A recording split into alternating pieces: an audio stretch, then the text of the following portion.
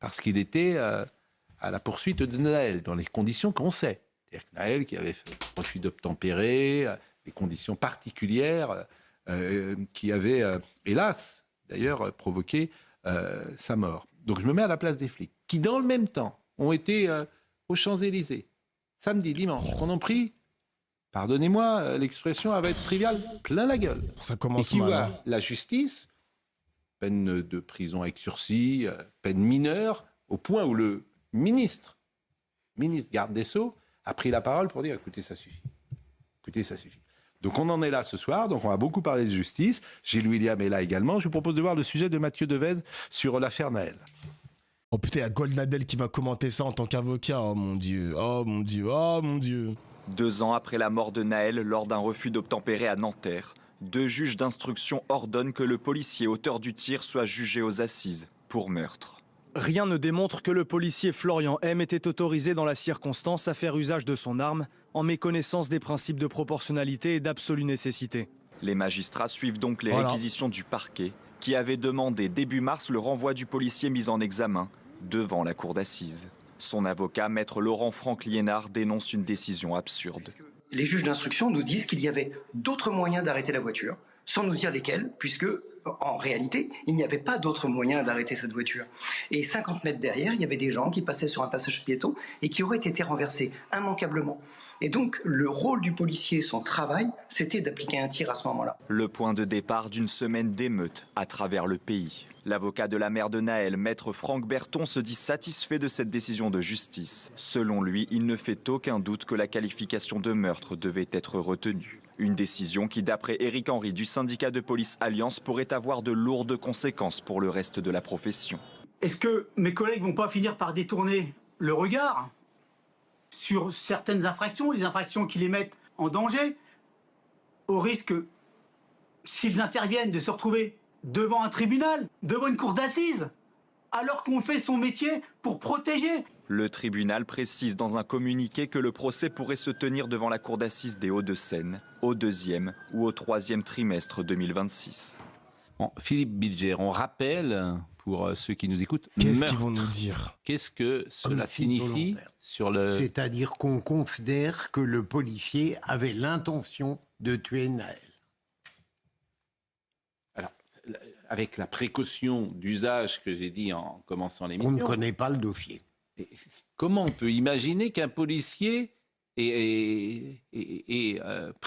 non pas prémédité, mais ait voulu la mort de M. Naël Merzouk? Mais voyez les gars, c'est là où c'est dangereux. Les gens, ils pensent, les gens de CNews pensent que ça n'existe pas un policier qui a l'intention de neutraliser en tuant sa cible, genre. Ça n'existe pas pour eux, ce n'est pas possible, genre. Ça n'est pas possible, genre. Pour lui, tous les policiers sont gentils. Putain, mais c'est une dinguerie quand même. Il l'a abattu, bah ouais. Comme vous l'avez dit au début, Pascal, moi je ne connais pas le dossier dans le détail. Simplement, j'avais lu quelques extraits des réquisitions qui ont été suivies par les 2 magistrats instructeurs et j'avais été frappé par une formule qui pouvait apparaître comme maladroite ou franchement erratique. C'était le fait que le rédacteur du réquisitoire s'interrogeait sur l'existence précisément de l'intention homicide. Et il disait, il est possible qu'il ait eu l'intention homicide. Et dans ce cas-là, on ne renvoie pas... homicide, c'est... Le meurtre. Donc... Non, mais j'entends bien, mais... Et... D'abord, comment il y a un moment, il faut des preuves. YouPorn et Pornhub suspendent leur accès en France dès demain pour protester contre la vérification de l'âge. Ça va se blesser, hein. 23h59, ça va se blesser, les mecs. Mais écoutez, Pascal, il faudrait que j'ai lu le réquisitoire complet. Quelle preuve peut avoir un juge? Quelle preuve, par définition, il n'était pas présent? Ce sont des témoins. Il n'était pas présent, il y a une reconstitution. Oui. Écoutez d'ailleurs ce que dit Maître Liénard sur la reconstitution. Je suis mort. On a mis un policier sur la voiture et on a fait démarrer cette voiture et le policier il a dit ça pousse fort et c'est quand même très choquant. Il était très choqué alors qu'il savait ce qui allait se passer. Il savait qu'il allait être poussé par la voiture et il s'est vraiment senti en danger. N'importe qui placés dans la même situation se sentiraient extrêmement en danger. Mais selon les magistrats qui ont cette possibilité d'affirmer de manière péremptoire des grandes vérités, selon les magistrats, il n'y avait pas de danger. Oui, il y avait du danger. Il y avait le danger de se faire écraser contre un mur, de passer sous les roues d'une voiture. Et puis il y avait surtout le danger pour les autres, parce que c'est pour ça que mon client a tiré. Mon client, il a tiré pour sauver des vies innocentes. Il n'a pas forcément tiré pour sauver la sienne. Il a tiré pour sauver des vies innocentes, parce qu'il savait que si cette voiture repartait, il allait y avoir des gens en chaise roulante ou des gens morts. Les gars, faut savoir que cet avocat-là, hein, l'avocat qu'on vient d'écouter, c'est un spécialiste des affaires policières comme ça. Genre, à chaque fois, il défend des policiers dans des dossiers comme ça, de bavure, ou je ne sais pas comment on peut l'appeler, ou de violence policière, ou même de meurtre. C'est un spécialiste. C'est un spécialiste. Les gars, en plus, l'affaire Nahel, je vous dis la vérité, peu importe le contenu du dossier, il tombe à un moment, parce que l'arc Nahel n'est pas tombé pendant l'arc international réactionnaire. Genre, l'arc Nahel, là, il va, là, parce que là, il y aura il a dit quoi? Il a dit 2026. Il y aura le jugement en 2026. Peu importe le contenu du dossier, même si le policier va prendre 30 ans ou perpétuité, on va le démontrer, hein. On va le démontrer que c'est un meurtrier. Les gens, ils sont en mode non. Faut aller protéger le policier. Non, faut le protéger, faut le défendre. Nahel, on t'emmerde, il méritait peut-être de crever ou je ne sais pas quoi. Ils en ont rien à foutre, les gars. Même si c'est démontré que le policier, c'est un fils de pute, ils vont dire le contraire. Il tombe, enfin, je dis pas qu'il tombe au mauvais moment, parce que la mère de Nahel, on va pouvoir lui rendre justice. Elle pourra faire son deuil, etc. Mais ça tombe sur un arc où tous les commentateurs vont essayer de lever le bouclier pour protéger le policier. Ça va être pareil peut-être sur BFM TV, ce sera pareil sur Frontières, ce sera pareil dans tous les médias d'extrême droite Bolloré, ce sera ça. Même sur Europe, hein, les gars. C'est un truc de fou. Depuis le meurtre de Nahel, leur position n'a pas bougé d'un iota. Mais ça, c'est totalement vrai, hein. Ça, c'est totalement vrai. 100% d'Ofla, il y aura un appel. Bah, il y aura un appel, ça va prolonger l'arc, etc. Enfin, c'est n'importe quoi, mec. C'était déjà le cas à l'époque, ça commentait déjà la mère qui avait pas l'air triste. C'est vrai que le moment où la mère, elle avait fait de la motocross, je crois, un truc comme ça, elle levait en I, les gens ils disaient « Ah putain, mais t'as vu la mère, c'est comme ça qu'elle fait... c'est comme ça qu'elle fait le deuil de son fils et tout. » Je suis en mode « Mais qu'est-ce que tu commentes, fils de pute? Vous vous rendez compte que vous commentez ce genre de choses? Vous n'avez pas autre chose à foutre? Vous n'avez pas autre chose à foutre? Vous voyez c'est qui Maxildan? Bon là, bon les gars, je pense que l'exemple ne sera pas pertinent. Maxildan, le streamer, sa grand-mère était morte, il a lancé un stream le soir même. Il a lancé un stream Twitch. Maxildan, il perd sa grand-mère, il a lancé un live. C'est peut-être son seul moyen de faire son deuil, on n'en sait rien. On n'est pas là pour juger les mecs. On est là pour... Vous vous rendez compte du voyeurisme qu'on a en France? On commente la manière dont des mères de famille font leur deuil. On vit dans quel pays? On vit dans quel pays, mec? C'est un truc de fou, genre. Et puis ça arrive à l'issue d'une course-poursuite de plusieurs et de longues minutes. Donc l'intention, l'homicide, l'intention volontaire, même vous hésitez, je vois vous... Mais parce que, Pascal... Ça ne vous surprend pas, en clair? Pardon? Vous voulez que je répète ma question? Ça ne vous surprend pas? Non, j'avais pas... mais si, ça me surprend. D'abord, il n'est pas habituel... Parce qu'on peut imaginer que c'est pour d'autres raisons. Oui, mais... Moi, je suis en défiance sur la justice, comme beaucoup de gens. J'ai cru le comprendre. Mais forcément. Parce qu'il y a... et on l'a souvent dit. Ce qui est normal, d'ailleurs. On est en défiance sur beaucoup de choses, et notamment sur la justice. Parce que je vois ce qui arrive. Je vois un procès qui est jugé dans une première instance, et puis en appel, je vous l'ai dit, c'est l'exact contraire. Et puis les faits n'ont pas changé. Mais je vous ai expliqué pourquoi votre réflexion était sujette à caution. J'entends bien. Ouais. Bon, Gilles William. Vous avez dit que vous vous demandez ce que pensent les flics. Mais pardon de vous le dire, moi en tant que citoyen et en tant qu'avocat, je suis horrifié. Souvent je suis prudent parce que je dis que je ne connais pas le dossier, mais là, pas besoin de connaître le dossier. C'est malheureusement le problème des avocats. Eh bien, pas besoin de connaître le dossier pour moralement, intellectuellement, culturellement comprendre qu'il n'y avait de la place que pour un homicide involontaire, sans l'intention de donner la mort. Florian, le flic, il connaît pas Naël. Hein. Il le connaît pas. Il n'a pas de contentieux avec Naël. Il est en action. Par contre, il a potentiellement un contentieux avec les mecs qui ressemblent à Naël. On sait pas. Peut-être. On sait pas. C'est quoi le rapport en plus, les mecs? Quel est le rapport avec le fait que... Est-ce qu'il connaît Naël dans sa sphère privée ou pas? Mais qu'est-ce qu'on s'en fout? C'est quoi le rapport avec la connaissance, genre? Il essaye de faire éviter Qu'est-ce que c'est que ça? des morts. Il essaye d'éviter sa propre mort. On entend des choses. Les juges disent C'est bien connu, on tue que les gens qu'on connaît, je te le jure. Merci pour ce message, merci. Tu vois l'imbécilité de ce qu'il vient de dire? pouvait tirer. Non, mais c'est invraisemblable. Il pouvait tirer sur le capot. La leçon numéro 1 qu'on donne aux policiers, c'est de ne jamais tirer sur le capot de peur d'un ricochet. Ils n'ont pas le droit de tirer sur le capot. Donc un magistrat, M. Bilger... Mais attends, je comprends pas, les gars. Attends. Pourquoi tu tires sur le capot? Genre, il y a quoi sur le capot? Il y a le moteur, il y a un truc sur le capot. Pourquoi tu tirerais sur le capot déjà? Genre, je comprends pas. Qu'est-ce que c'est que ça, genre? La leçon numéro 1, c'est vraiment de pas tirer sur le capot. Mais qu'est-ce qu'il raconte? Waouh! puisse sortir cette Ça change quelque chose, c'est Vin Diesel ou quoi? Ça, c'est écrit dans le... Oui, monsieur. Oui, monsieur. Vous l'avez lu? J'en ai entendu. Non. Quand? Ouais, c'est de la contradiction sur CNews. Attendez. Puisse sortir cette énormité pour enfoncer... Ça, c'est écrit dans le... Oui, monsieur. Oui, monsieur. Vous l'avez lu? J'en ai entendu. Non. Quand? Il y a bien une heure. Sur l'ordonnance des deux... Je vous rappelle, les mecs, que Goldnadel, il avait sorti une vidéo où il a dit que je passe mon temps à mentir. Il y a des bons mensonges et des mauvaises vérités.